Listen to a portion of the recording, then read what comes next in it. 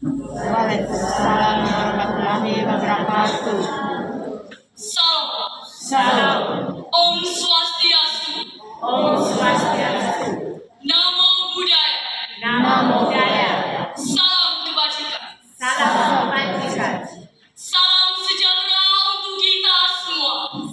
Salam. Yang saya hormati Dewan Juri, Bapak Ibu Pengawas dan Kepala Sekolah Sekecamatan Goleba, Bapak Ibu Guru yang saya banggakan, serta teman-teman dan hadirin yang saya kasih. Puji dan syukur kita panjatkan kehadirat Tuhan Yang Maha Kuasa. Karena atas rahmat-Nya kita dapat berkumpul dalam keadaan yang sehat. Pada kesempatan ini, saya akan menyampaikan pidato dengan judul Bangkitkan Semangat Belajar melalui 7 kebiasaan anak Indonesia hebat untuk mewujudkan generasi berkualitas di era digital. Hadirin yang saya hormati, pernahkah kita bertanya mengapa ada anak yang terus bangkit saat gagal dan ada yang langsung menyerah? Bukan karena mereka lemah, tetapi karena mereka belum membangun kebiasaan yang kuat. Tanggal 2 Mei adalah hari kelahiran tokoh besar pendidikan bangsa, yakni Ki Hajar Dewantara. Beliau mengajarkan kita 3 semboyan pendidikan. Ingasa Suntulada, Ingmada Mangunkarsa, Tutwuri Handayani, yang artinya di depan memberi teladan, di tengah membangun semangat, di belakang memberi dorongan. Inilah dasar pendidikan kita dalam membimbing dan menguatkan generasi penerus bangsa.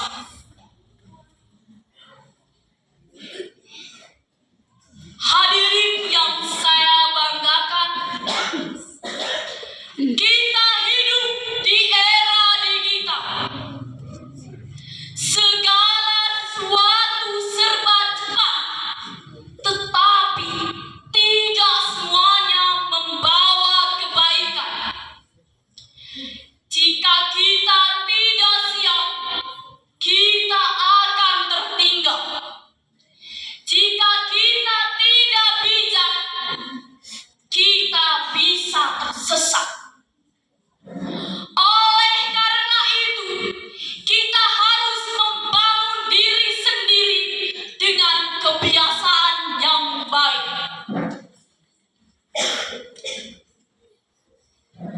Teman-teman yang saya kasihi, mari kita mulai dari hal sederhana, yaitu 7 kebiasaan anak Indonesia hebat.